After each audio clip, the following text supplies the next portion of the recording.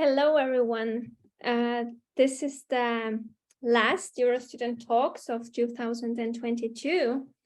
And I think we can call it a traditional one already, in that sense that a year ago in December, we were also looking back and looking ahead. And we're doing the same today.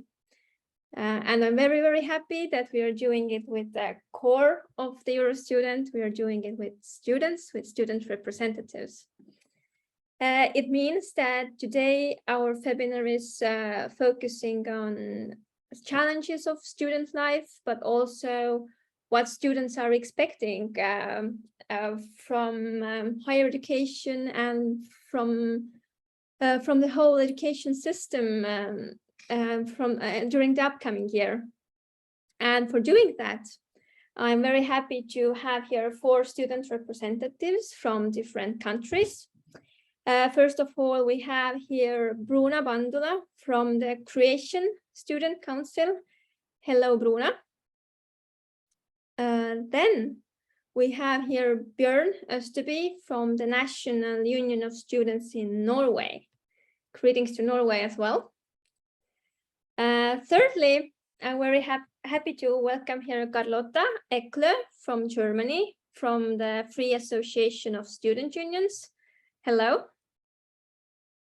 And last but absolutely not least, we have here Katariina Järve from the Federation of Estonian Student Unions. Greetings to Katariina as well. So these are our 4 speakers today, and I really believe that we will have a very fruitful discussion, and I really appreciate that you all agreed to join us today. Before we move on to our discussion, I would like to bring in some Christmas vibe, and it means that for a warm-up question of the webinar, I would like you, our speakers, to describe one Christmas tradition that is specific to your country. So if someone is ready to start, then the floor is yours.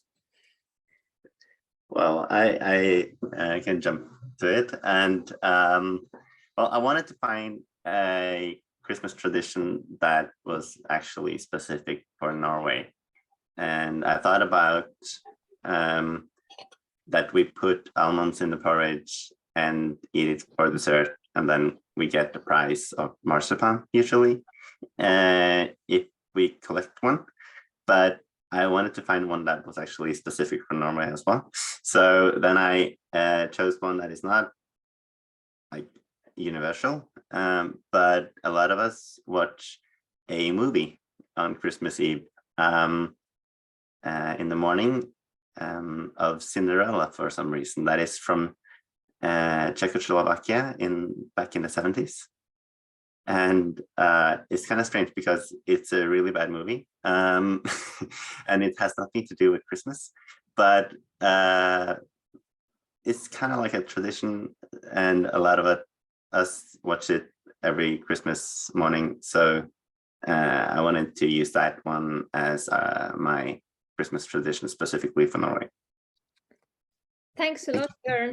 I know that some people have been joining during the first minute, so it's still EUROSTUDENT Talks, and we will be talking about student life, but we have a warm-up question at the moment, and we are talking about Christmas traditions specific to the countries. So who could be the next one? Maybe Bruna? Sure. I'm Bruna from Croatia. So I thought about this question a bit, and I chose like a traditional tradition, an old tradition. So I'm not sure if other countries have it, but let's see. So Saint Lucia. So we celebrate it on the 13th of December. The tradition is to plant in a small pot, to plant wheat, and to take care of it during December. And what it represents is luck and fertility in the upcoming year. So if you have the greener the greener plant, it will bring you more luck, you will be more happy, so on and so forth. So people, when they come to visit during the holidays, they check out your wheat in order to like see how you're going and how you will be doing, and it's very positive if you're doing well. So yes, that's a tradition. For example, our grandmothers are very keen on, not the newer generations, honestly, but yes, I'm not sure if other countries also practice it, but it's quite interesting, I think. Yeah, definitely, it's very interesting. Thank you for sharing it. So we can move either to Estonia or to Germany with the traditions now. So please. I mean, I can go. So I'm from Estonia. I thought about it a lot. We sort of don't have any like specific things. I mean, back in the old days, Estonians used to like bring in wheat and hay to the room and just decorate with it. But like, I'm pretty sure most of the Estonians don't do it anymore. So what's unique for us maybe is that we usually bring the Christmas tree in already at the beginning of the December, not like later. And yeah, we have also like different movie things. We all the time watch Die Hard, every episode of Die Hard, and then there's of course Home Alone. That's yeah, from Estonia, I think. Yeah, sounds very familiar. But Carlota, your tradition. Yes, I was also wondering what would be very specific to Germany, and I couldn't really find something. Then I Googled it, and it said that the Advent wreath, like where you put 4 candles on and light them every Sunday. This might be more or less specific to Germany, but the first thing I thought about were the winter markets or the Christmas markets that are very popular. And I also thought about it because I just went to one recently, and it's a really nice, very communal thing, going there, getting some mulled wine or something warm in your hands, because right now it's really, really cold here. So we try to keep ourselves warm.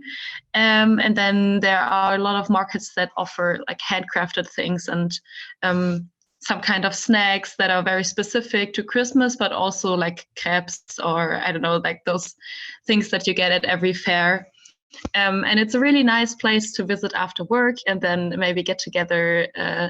And after like 1 or 2 hours, everyone is really cold. So we just went home. And yeah, I just really like this tradition in the whole December month. It starts actually, I think, at the end of November. Yeah, thank you. May, I just wanted to say before we go to the main topic of today that I also thought about the candles, but then I figured that it was from Germany, so I couldn't use it as a Norwegian tradition. So that was kind of funny doing my research. Yeah, I think that this lighting 4 candles, one in every Advent, it's quite popular in Estonia as well. But it seems that we all have more or less similar traditions, but there is still something specific and maybe things that people appreciate or bring out as the first ones are a bit different and varying. Anyways, thanks to all of you. I think it was a nice introduction and warm-up for our webinar, but also to the Christmas period. And now I think that we can move on with our discussion and talk about student life. And first of all, I would like to look back and I would like to know what have been the biggest challenges that students have been facing in your country in past years. It can be about 2020, but it can also be maybe past 1 or 2 years if there are bigger trends or long-term issues maybe. So I already have Björn here, so maybe you want to start. I can start. Okay, so the main challenges student life in Norway, in my opinion, seems to be able to fund it. And there are many ways to approach that challenge. One of them has to do with, well, Norwegian students in Norway funding their education and their expenses, not related to studies. And we don't really have tuition fees for Norwegians. I will get back to that after, because we're about to introduce tuition fees now for international students outside of the EEA, the European Economic Area. But for Norwegians, it's mostly about being able to fund their the price of living, the costs of living, because the prices are so high. Well, we do have some funding from the government, most of it as a loan, but some of it as a scholarship as well, which everyone can apply for. But at the same time, well, even though we have that, 8 out of 10 students in Norway still work alongside their studies because they need the money to fund everything. And also now the prices are getting higher. You have the energy crisis, which makes it even more difficult. If you look at the trends from the 70s until now, students also get less money from the government than they did back 30 years ago or 50 years ago. So that's, I guess, the main challenge for Norwegian students in Norway. Mm-hmm. I can already imagine that some other speakers are relating to this issue. So if you want to comment and continue from here, then feel free. Yes, I would actually love to comment on that because I can totally agree with what Björn said. I would also say the biggest challenge in the last years, but especially this year, have been student poverty, because poverty is not only that students are at risk of poverty here in Germany, but they are living, like over 30% of students living under the level of poverty right now in Germany. And those are numbers from the last 2 years. So it's going to be much worse, especially now under this cost of living crisis, energy crisis. And I feel like right now there are a lot of crises combined, and students don't really know how to cope, especially financially, but also on a social level. We have a lot of rising student protests right now because everybody feels like there is a huge need and has been a need for proper student financing and a structural reform of the student financing that we have right now in Germany. But there hasn't been very sufficient action in the last years. So this is also our biggest challenge, but also something that I look forward to that maybe we could talk about later. But I would also like to add that there would also be the housing crisis that we face, especially in the beginning of winter. I feel like you all agree as well, but beginning of winter semester is always a hard time for students trying, and especially new students, to find an affordable home. But this year has been the worst of them all because the costs are just exploding and we don't have sufficient student living. We have a lot of private shared apartments that people really can't afford anymore. And we're looking at a huge crisis right now. So I think those very existential threats that we have for student living right now are very prevalent. Yeah, maybe continue from that because I agree with both Björn and Carlotta, because we in Estonia have pretty much the same things. But I would like to add also that we have been working a lot on how to engage students with disabilities more in Estonia in the higher education region. That's one of our main topics, or has been for this year. We also have been working on the students' mental health, since we are pretty much a lot affected by the war going on in Ukraine, because we have lots of refugees from Ukraine. We have lots of students from Ukraine, students from Russia, students from Belarus. We have been working a lot on that one to help them accommodate, to help Estonian students and other international students to feel safe and that they can have someone to talk to. So yeah, I would add, like, to all the crises mentioned before, that the Ukraine crisis is also a pretty huge thing in Estonia. Yeah, I can already see Björn and Carlota nodding. That seems that it's affecting other countries as well. Well, I can continue and say something like we don't have as many Ukrainian students as we expected, and refugees. We expected more than we actually received. It feels like, or it seems like, most Ukrainians don't want to maybe move as far as come to Norway, also with the language barrier and so on. But we do have some as well, and there's regularly demonstrations going on in the city, going from the parliament to the Russian embassy. At least during the summer, I think there was like one every week or something. So we have that as well, and there is other crises also. I mean, with students in Iran, for example, and you have what's going on in Myanmar, and we have well, Western Sahara.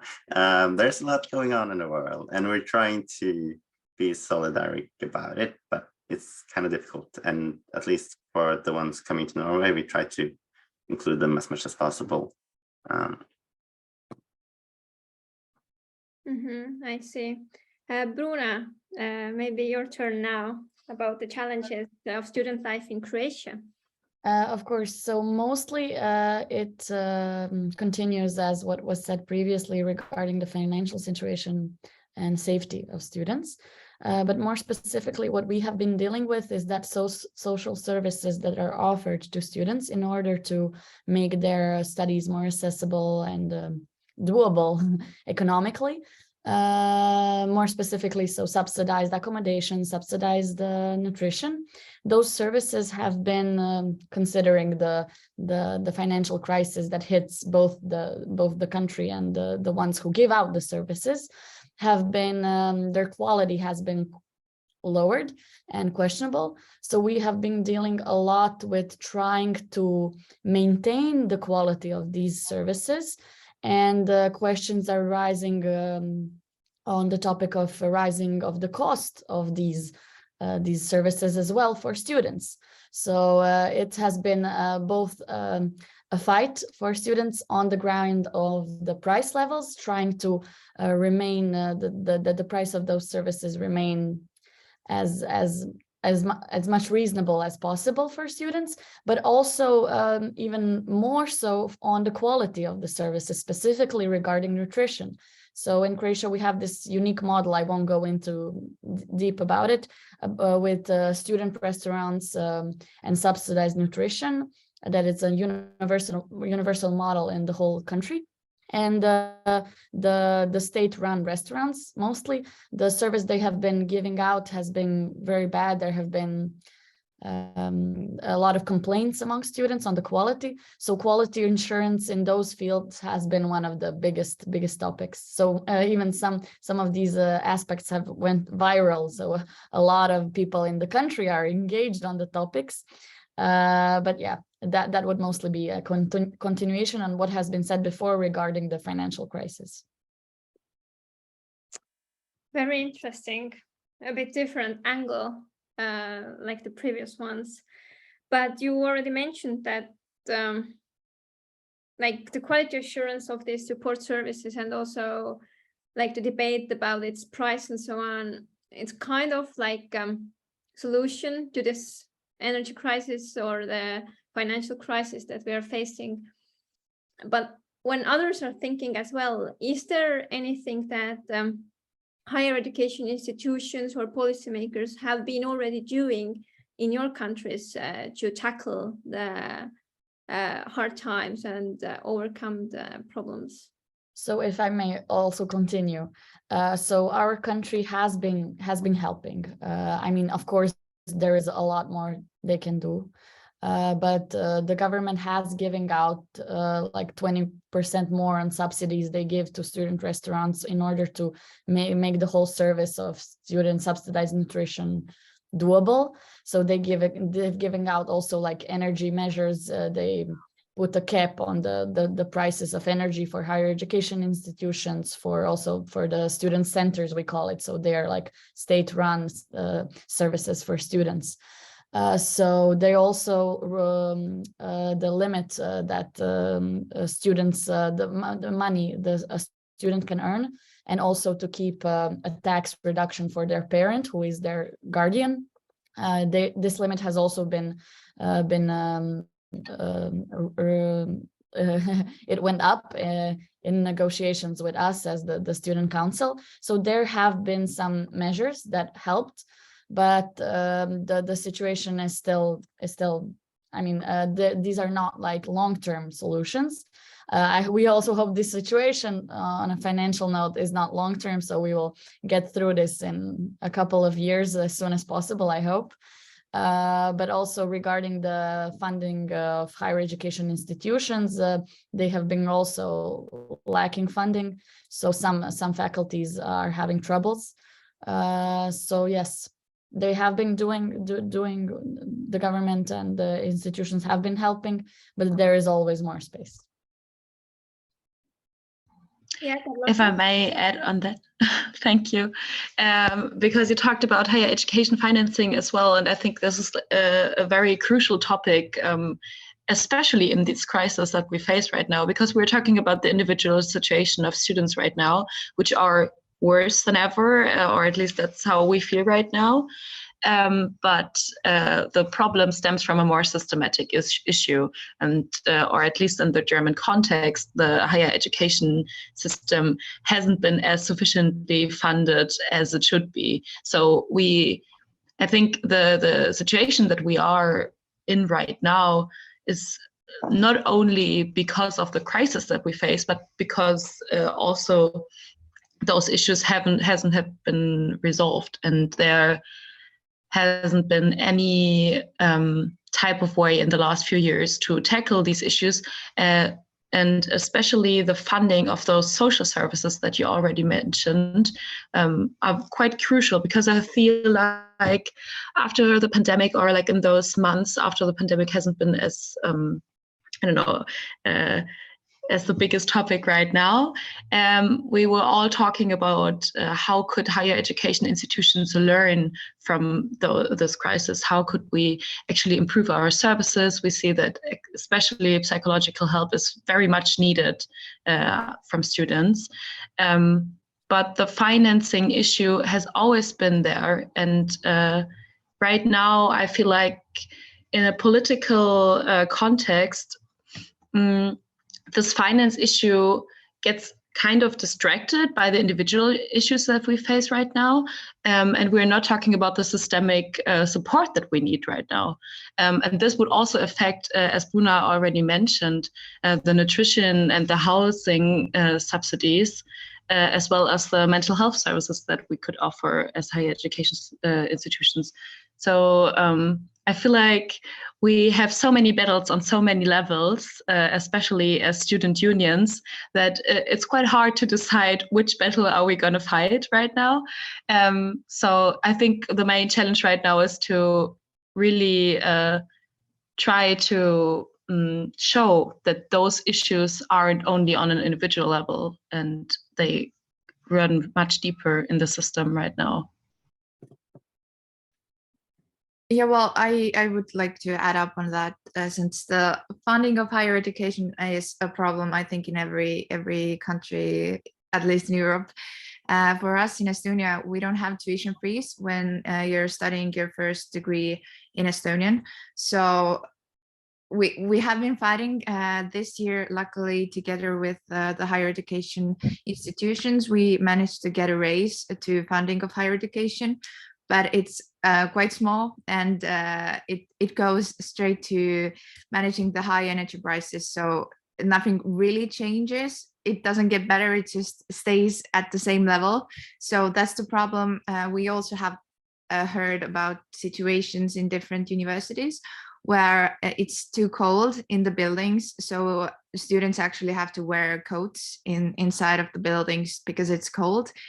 Some faculties have already said that they might go to like to Zoom teaching because it's too expensive to keep the buildings open.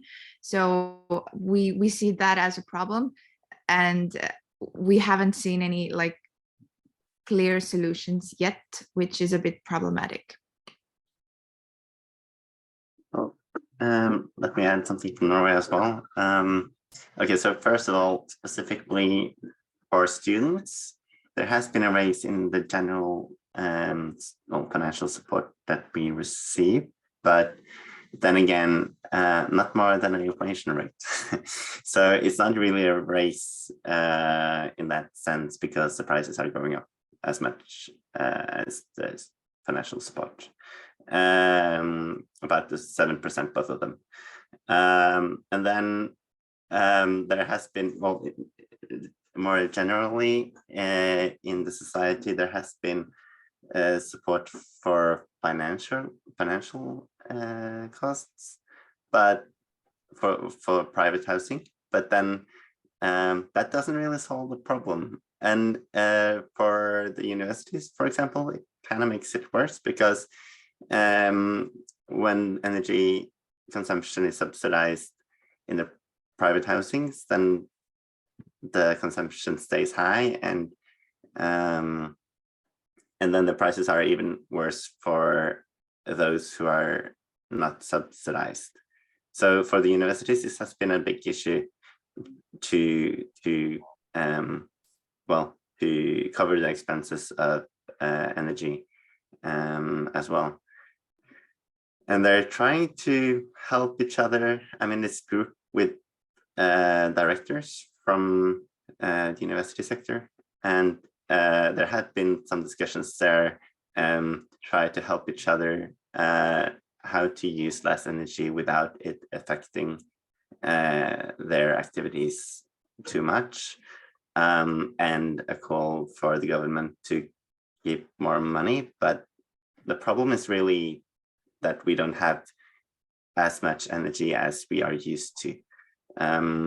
We're used to having very low energy prices, but now we don't have that anymore, and that's new to us. So we can't use as much as we have been using before, or at least not at the same price. Mm-hmm. Yeah, it seems that energy crisis and financial crisis is definitely haunting students in every country. Before we move on to a bit different perspective of student life, I'm just checking if any of our listeners have any comments or questions. If yes, then please raise hand or write to the chat, and we can take your question or comment as well. Yes, there is one question from Aune. Yes, I tried to open my video also. Thank you. I'm Vice Director for Academic Affairs from the University of Tartu, Estonia, and so it's like peeking to the students' problems. It's interesting that they're quite overlapping in different countries, or at least everything what you said from Germany, Norway, and Croatia are topics also in Estonia. Just to clarify a little bit, I mean, in addition to Katariina about the Estonian higher education financing, the support from the government was actually quite unique, I would say, that because we have been stuck in the higher education financing for last 5 years, and now the increase is 15% for 4 years. So every year additional 15% should be added. If there wouldn't be inflation of 20%, that would be quite a good addition. I'm pretty sure that in next years it will be a big addition, but it doesn't affect students' scholarships and and support. So that's the biggest, really the biggest challenge for us currently. But I wanted to ask you, all of you actually, is you were talking about social questions or problems like food and accommodation and support, financial support.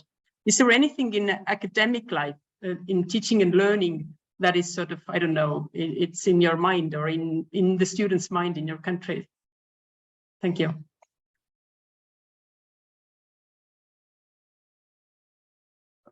I can probably start. So we're working with quality in higher education, and we have been working the whole country, basically, starting with the government and with us actually as well, have been working with quality of higher education at least for 10 years now, and probably more than that. And especially with, I would say, with the last government, that was their priority to work with quality of higher education. This government is also, they also want to have, of course, a high quality of higher education, but they also want to have higher education everywhere, available for all citizens, and that might affect the quality in our perspective if the expertise are spread around the country a lot. We had this one case of a university in the northern part of Norway wanting to close down a really small campus, but the government wouldn't let them. So they decided that the university was not allowed. This is a public university, and the government decided that they were not allowed to close down this campus. And we were against the government, interfering with the university like that to begin with. And also we agree with the university that it's usually a good idea to gather the resources we have, at least to a point where you can ensure that the quality is good enough for the students actually attending studies there. So it's definitely a topic that we discuss and work a lot on, besides welfare and the social dimension of higher education.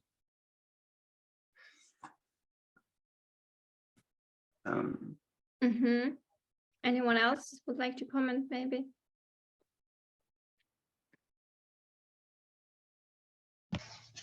Yes, I could have a very specific example that we are working on right now, because we're talking.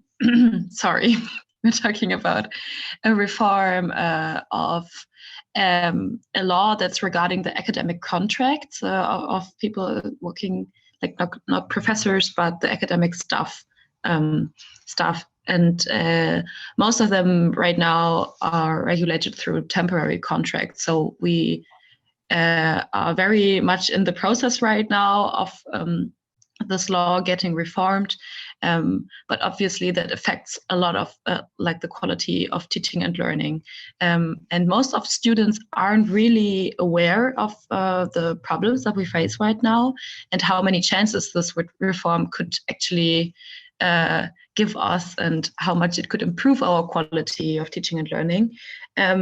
Because it's a very specific topic, but we're working with the unions in academia as well together to get to a collective wage agreement, especially for student employees right now, because this is a huge mobilization happening here, because student employees aren't falling under that law, so their wages are much worse, even though they are practically doing a lot of academic work.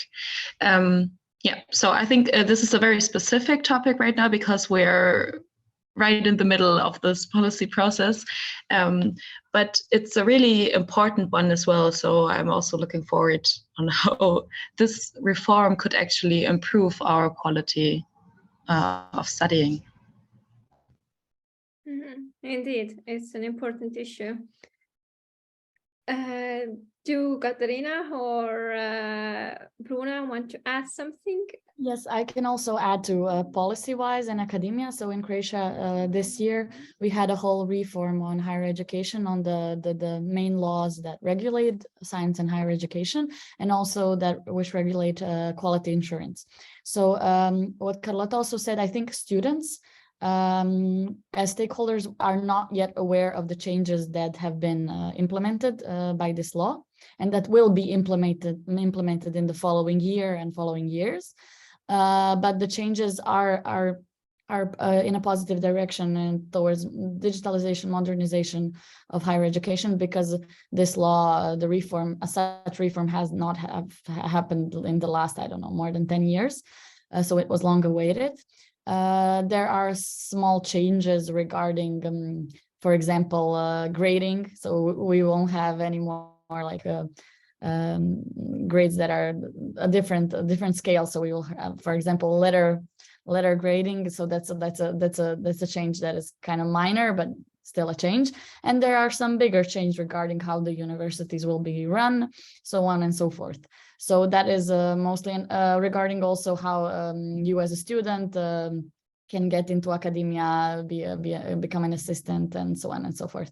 So these changes, yet students are not yet much aware. The changes have not yet been implemented because the law has been passed a couple of months ago.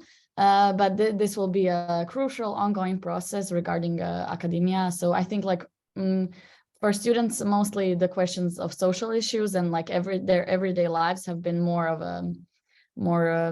visible to them. So these points, I think, mostly also concern doctorate students, and will be also a topic as implementation comes into place the following year. Yeah, changes are facing you all, but anything to add from Katarina, from Estonia, or? I think everything has been already sort of said. So yeah, but we have one question in the chat from Yasin, who is asking that, would you say that nutrition is a health issue for students in your country, meaning that students could encounter health difficulties because they cannot eat properly, either quantity or quality-wise? And would this topic need more data-based evidence from EUROSTUDENT or some national service? Like, how do you feel when you're thinking about your country? Oh, okay, so I can start. We had 2 surveys this fall, and it's kind of funny because one of them is run on a 10-year basis approximately, and then one of them on a 4-year basis, and both of them were in August and September, all the results of them. And it shows that there is a correlation between nutrition, health, and economy, and well, being a student or not. So there's definitely a correlation there, but it's more, well, the main results was that it had to do with mental health more than I guess with nutrition. I wouldn't say it's a crisis. It's more like we see that there is a correlation and that this is something we have to be working on. And well, at least a part of our solution is to raise the student financial support. Mm-hmm. Carlotta, please. I would agree with what Björn said, because I feel like it also very correlates with the social issues right now. And I feel like nutrition is more of a social issue rather than something else, because if we talk about the poverty among students, then we also have to talk about their health, and not only their mental health, but also their physical health. And in Germany, we have those subsidized meals, as Bruna already mentioned before, which already are quite, or at least they try to have programs to have like more nutritious food and try to accommodate different I don't know, vegetarian or meat eating styles, and also have a huge impact on the sorry, I can't get the word, but sustainability issues regarding universities as well. So it's a highly discussed topic, but no one really discusses how important this is in a social sense, to have affordable food that is also quite nutritious and helps people go through their education on a more low-cost level, rather than also having the time, the capacities, and the skills, to be fair, to cook those foods at home. So yeah, I would say I would frame it in a more social way, looking at all the other factors that are important as well. It's indeed a good point, but yeah, Katarina? Yeah, well, in Estonia, we don't have such a thing as a student meal programs or something like that. Our good neighbors from Finland, they do. And we're really looking up to it because recently from Tartu University, they were like trying out this program where students could get affordable warm meals from like school canteen. And it was really popular. It turned out to be really popular because yeah, inflation rate is high in Estonia, so and lots of students work while they're still studying, so it's hard to find affordable foods. So yeah, I think it's problem in Estonia. We are trying to look into different options, how to make it like affordable and more accessible, like on the national level as well. But yeah, we have been like, there have been some people, some unions trying to make something happen in their like own city, but yeah. I would also like to add that unquestionably it's a social issue, but also I would also frame it very important. So the nutrition very important health-wise.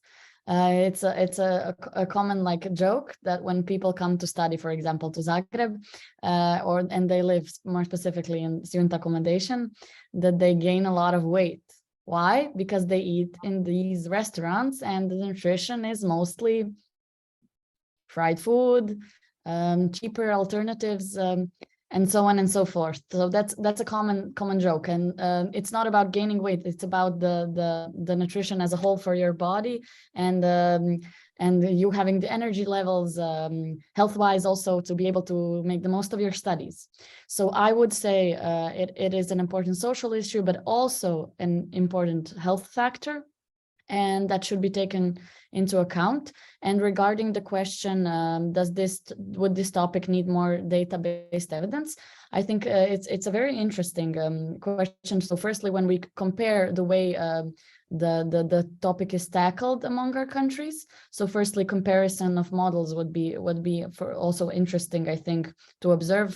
For example, for countries, as Katrina, you have mentioned, that don't have the implemented models that tackle this issue, perhaps to have an overview, but also regarding the satisfaction, the price levels, that would also be I think interesting data on a EUROSTUDENT wise. So not only on a national level, because it's mostly a national policy that needs to be implemented through that needs to be improved through surveys, but on a European level to tackle the ways it has been functioning, and to make a comparison on this topic, because I do find it quite crucial.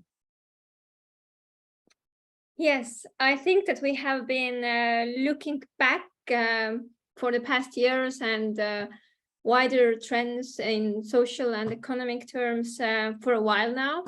But I would definitely like to look ahead as well and move on to the question that what are your expectations for 2023?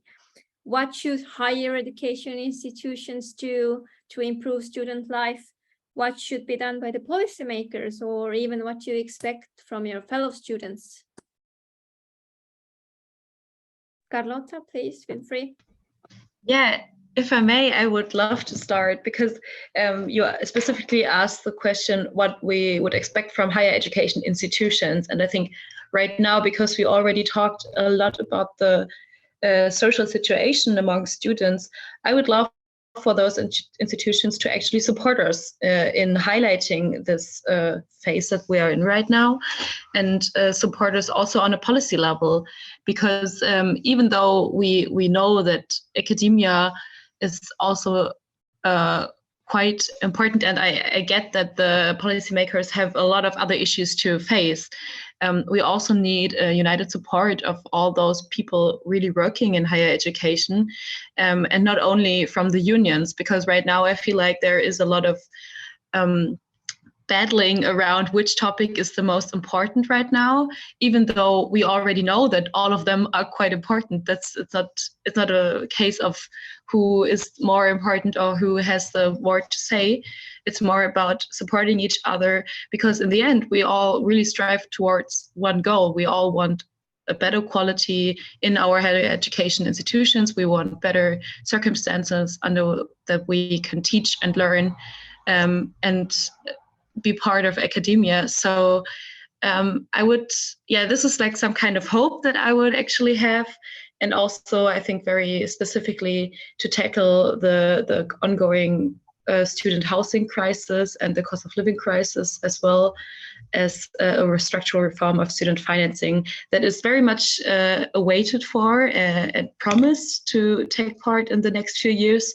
So hopefully next year will be a year where more people can actually benefit from the student financing that we have right now. And we have a federal constitutional court lawsuit right now going on in Germany, where we as a union support the people, because sorry, but the topic is that the financing that we as students get from the state isn't high enough, because it's under a poverty, you're living under poverty, under poverty circumstances like that. So yeah, I'm really looking forward to this, not because it's a really existential problem right now, but also because it bears some kind of hope that things get better. Yeah, thank you, Carlotta. I think this wish for more cooperative attitude is a nice one, because you usually can overcome big problems when you work together. Anything else from others? What do you expect from the next year? If I may, I have like a similar wish, since already this year we worked really close together with the higher education institutions to lobby the higher education funding and everything. And since we have national elections coming up in March, we are really hoping to get together with all higher education institutions, all the academia members, and also students to lobby after the elections have been taking place, to make sure that higher education is sustainable. And my personal wish is that all those who are influenced by the Ukraine war, are they either Ukrainians, Russians, Belarusians abroad, that they would have better circumstances and they would feel safe in Estonia, and both in Europe in general. So yeah, cooperation and yeah. Thank you, Katarina. So if I may also, so I would continue with everything that has been said by the girls before. I think that cooperation is crucial. We have, from personal experience in my student work, we have tried to lobby for some policies, for example, on national or on a university level, but not focusing on cooperating, but more putting ahead, showing how an issue is so important, and that has never been as successful as talking, as communicating, as cooperating. So that, I think that notion is very important, specifically regarding all the issues the girls have mentioned before, Carlotta, specifically regarding student poverty and the need for universities and higher education institutions in general to show a supporting hand. Of course, most of, in a lot of the cases, they by themselves cannot tackle these issues. So these are also national or local issues policy-wise. So cooperation in these manners is quite important. But as we have been talking now, completely another topic has come up in my head, and I would like to mention it briefly. And that is the expectation that maybe not in this year, but in the following years, regarding the digitalization and modernization of higher education in general. So I would argue, we have seen, like in the last month, my social media is full, and my friends who do artificial intelligence and so on and so forth have been talking nonstop about ChatGPT and all these new tools that have risen in like a couple of weeks, and that are surely to rapidly change our lives, but more specifically the education sector, I would say. So I think that yes, we need cooperation on these mechanisms of social issues for students, and this is a crucial segment in the times we're living in. But I think that the following year should be a year where higher education institutions start to look into these changes that are going to change our lives and change education in general, because the fact that everything will be so easily solvable, all the tasks, the way we have been learning is going to completely change. So the study programs would need to accommodate this change. And I think it needs to experts need to rapidly approach this big question as well. So a lot to tackle, but I'm sure that we will make the most of it. I mean, what else can we do? Yes, a lot of topics, and I think that we could go on with the webinar for another hour as well. And new topics would arise. But thanks a lot, Bruna. And Björn then. Yeah, well, I have a few expectations as well. In addition to more international cooperation, and I would say solidarity, I wanted to add, well, one international topic and then one and more national one. The international topic is to have less inflation and to find some sort of solution for the energy crisis.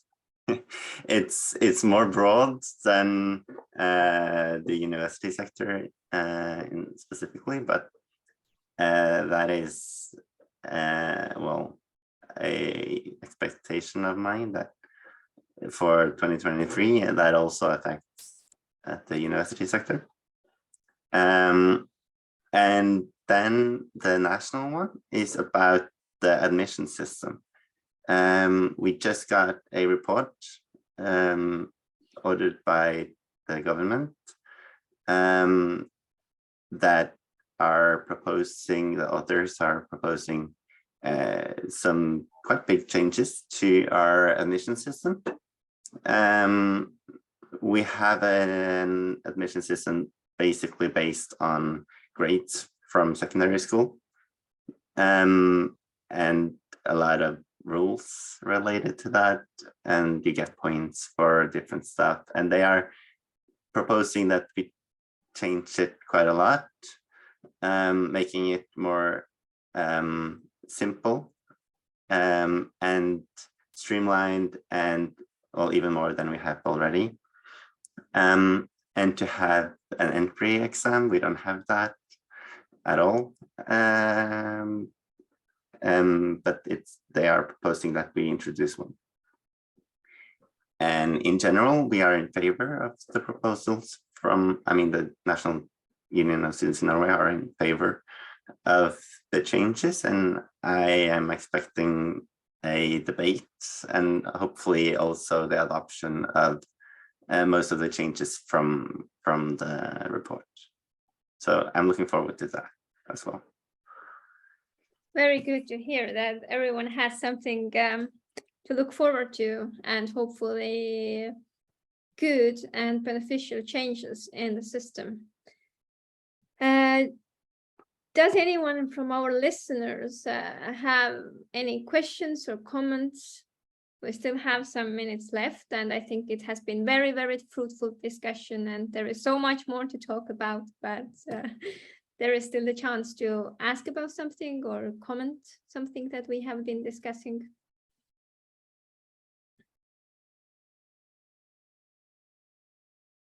Anybody?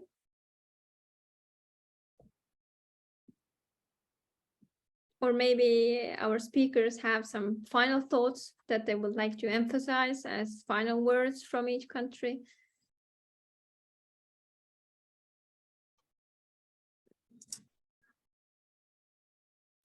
It seems like Dana might want to say. Yeah, but Auna also raised hand once again, so maybe let's take My Auna. video somehow, I mean, for some reason, I don't know why. But I just wanted to ask if anybody, I mean, if you're not related, then don't mind and don't try to answer. But I just wanted to ask, since in the universities in Europe, we are talking a lot about the European University Alliances. I'm sure you have heard of these. Do you have any expectations as students to these? Do you have hopes or fears, or I don't know, you are sort of you don't have your special opinion, because that takes a lot of time for the university leadership, at least, to discuss about and to plan for the future. So I I can, would like to or go ahead. Bruna? It's a very interesting topic, so both of us want to participate. So this has also been a big topic in Croatia, and specifically in my uni. I do have expectations, but not regarding myself and not regarding necessarily this year, but long term. So I think that this whole initiative and the alliance will be an amazing opportunity for the next generations of students to have a completely different approach to higher education in general. But me personally, it mostly revolves around the projects and the activities that have been happening. But I would say this is a big long-term issue that needs to be tackled, and I'm really looking forward to it. So yes, and regarding also student participation in the whole process, I think that is a crucial segment that we have been also focusing on. So yes, as a long-term goal, I'm happy and looking forward to having such different sense and direction of higher education. Yeah. Oh, I agree with Bruna on this one. And I know that the European Students' Union have a working group, I think it's called, working on student participation in these alliances. In Norway, I'm trying to push for Norwegian universities to join those who are not a part of one already. And we do have some discussions. It's quite early, I would say, to understand how this will develop, but we are discussing it and in favor of the development, and wants Norway to be part of this development. And I would say it's interesting also to discuss, it would be interesting to discuss all of this that has to do with Europass, student card, and so on. But maybe for the next webinar or something, I don't know. Also, it's a bit unclear to me how all of this will develop. But in general, we're in favor of it and looking forward to see how it goes. Thanks a lot, and thanks a lot for the ideas for the upcoming webinars. Definitely, we have a lot to cover also in the future. Any other final comments from any of you? Final words? Something? But anyway, yeah, Carlota? Sorry, I just wanted to say, I feel like because before this talk, I was kind of preparing and wondering if we all feel the same. And because we are all in the European Students' Union, I feel like obviously we have some kind of same topics that we're already working on together. But I feel like it's highlighted in this talk right now that we all face kind of similar, even though they kind of differ in their specifics, but kind of similar challenges right now that are also very, very existential. And I just want to, show my gratitude and that I really enjoy working together with other student representatives that really see those issues as important as we do. And it's really nice to know that we have this European view and community that we can actually refer to and look for help or support there. That's really nice. And I just wanted to say that I appreciate it right now and feel like this has been a really nice talk. So thank you also for your moderation. Thank you all for joining, and I'm very happy to hear that here in EUROSTUDENT Talks we can also promote this exchange of ideas and maybe encourage some cooperation. So it definitely makes me happy as well. But anyways, I think we can wrap it up. Thank you all for agreeing to come and contribute, and thank you to all our listeners for your comments and for joining us.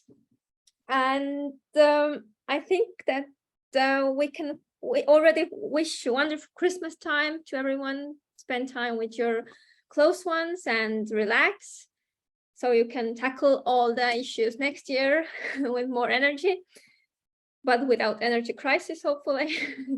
And I think that it's unfortunately all for today because time is running up, but EUROSTUDENT Talks is continuing in January, so see you again. Bye-bye and have a nice day, everyone. And thanks once again. Bye.